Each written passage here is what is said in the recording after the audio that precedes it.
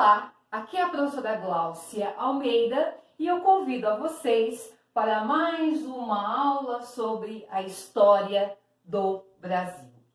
Nós continuamos as nossas aulas dentro do período colonial e hoje nós vamos falar sobre a cana-de-açúcar.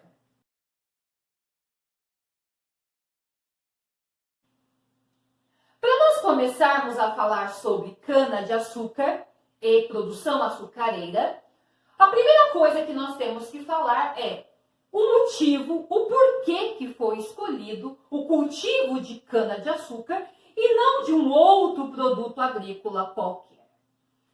Quem já assistiu os vídeos anteriores da professora, as outras videoaulas, já sabem a resposta. Se você ainda não assistiu, volta lá, assiste os outros, porque eles estão super legais. Então, nós vimos que foi introduzido o cultivo da cana-de-açúcar no Nordeste brasileiro, em terras da América Portuguesa, porque aqui havia um clima e um solo propício, bom para a produção em algumas regiões.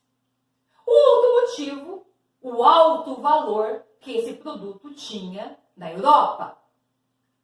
Uma outra questão que nós não podemos esquecer também, a familiaridade dos portugueses com a produção da cana-de-açúcar, porque a gente também já falou que principalmente no comecinho do século XV, os portugueses levaram mudas de cana-de-açúcar da Ásia para suas ilhas na costa africana, aonde eles começaram a desenvolver o plantio.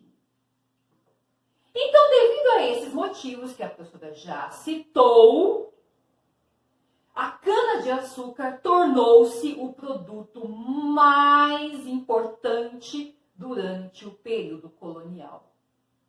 Seria o carro-chefe da economia nessas terras. E tem um outro ponto também que a gente já falou e a gente não pode esquecer que a produção de cana-de-açúcar demanda tempo.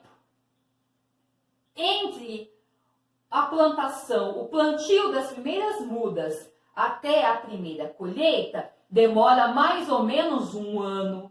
Então, seria um período que a coroa portuguesa ficaria tranquila, imaginando que essas terras estariam protegidas, já que a gente viu que por medo de perder essas terras e devido à queda do comércio nas Índias, começa, a partir de 1530, a colonização do Brasil. E essa economia açucareira só foi possível em grande escala graças à parceria de um país que nós vamos começar a falar bastante dele daqui para frente. A Holanda. Vários empréstimos vão ser feitos por banqueiros holandeses aos portugueses que vieram para cá para investir na produção da cana-de-açúcar. A Holanda não vai ser importante apenas nos empréstimos. Ela também vai ficar responsável por parte do transporte dessa cana-de-açúcar da América para a Europa. Ela, ao levar essa cana-de-açúcar para a Europa ou comprá-la de Portugal, ela vai ficar responsável pelo refino deste açúcar, tirando dessa açúcar as impurezas. E ela também vai ficar responsável pela revenda desta açúcar na Europa toda. Então, a gente costuma dizer que quem mais ganhou dinheiro com a produção de cana-de-açúcar, do açúcar, nas terras brasileiras, não foi Portugal, porque Portugal ficou com a parte mais difícil e que tinha menos lucratividade. Quem mais tem lucratividade quase sempre é quem comercializa e quem agrega valor a estes produtos. Então, isso fica a cargo da Holanda. Para a gente entender um pouquinho mais sobre a economia açucareira, a gente também precisa entender que as características principais principais da produção açucareira, nós vamos chamar de plantation. Ou, se vocês quiserem, também podemos chamar de plantagem. O plantation vai ter 4 pontos fundamentais. Primeiro deles, monocultura. Como o próprio nome já diz, cultura, produção.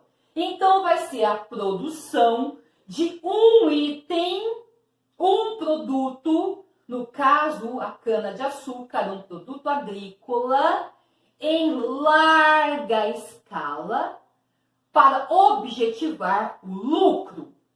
Mas aí a professora precisa fazer uma observação. Orbitando a essa produção de cana-de-açúcar, havia chácaras e sítios onde se produziam itens básicos, itens de alimentação, para alimentar estes que estavam trabalhando na monocultura. Vai ser produzido milho, feijão, mandioca e trigo. Um outro item importante também é o escravismo. Inicialmente, utilizando a mão de obra escrava nativa, indígena, e depois, paulatinamente, trocando pela mão de obra escrava negra. E aí nós não podemos esquecer de um item importante que nós já falamos. Em 1549, com a chegada do primeiro governador-geral no Brasil, Tomé de Souza, ele assina uma ordem onde ele proibia, a partir daquele momento, a escravização indígena. E isso se deu muito à imposição dos jesuítas, da Igreja Católica. Só que também não vai ser só isso. Um outro motivo também foi porque a coroa portuguesa percebeu que o nativo, por ser daqui, ele era capturado, colocado para trabalhar nas fazendas de cana-de-açúcar, nos engenhos, que a gente vai falar daqui para frente também. E ela não tinha uma gerência sobre isso. Ela não tinha como sobretaxar ou cobrar impostos em cima da mão de obra desses índios, porque eles eram nativos.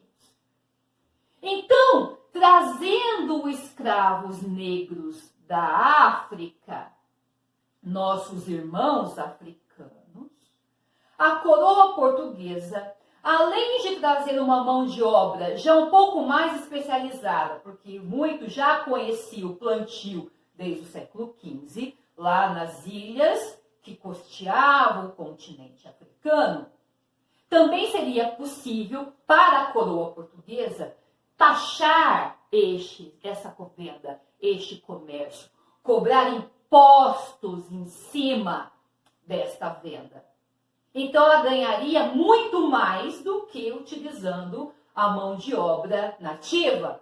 Então, pelo amor de Deus, se vocês virem algum livro ou lerem que eles trocaram a mão de obra nativa pela mão de obra africana, porque os índios eram fracos, indomáveis, que eles não sabiam, não conseguiam dominar a produção de cana-de-açúcar, não é bem isso. Tinha muito mais um fator econômico, que nós já acabamos de falar, do que propriamente dito a questão da não familiarização do nativo com o trabalho indígena, com o trabalho na cana-de-açúcar. Um outro ponto importante também, latifúndios. O que seriam latifúndios? Enormes pedaços de terra. Lembra quando nós falamos das capitanias hereditárias? Faixas enormes de terra, de mais ou menos 250 quilômetros de distância de uma capitania hereditária e da outra, e que ela ia no seu comprimento até o Tratado de Tordesilhas e que ficava até difícil definir até onde ia o Tratado de Tordesilhas. E nós falamos também que os capitães donatários tinham o direito de entregar parte da sua capitania para os sesmeiros, para cuidar das sesmarias. Então, essa produção de cana-de-açúcar, ela vai acontecer justamente nessas porções de terra. E um outro item que a gente já falou, toda essa produção vai ser voltada para o mercado europeu, para a Europa.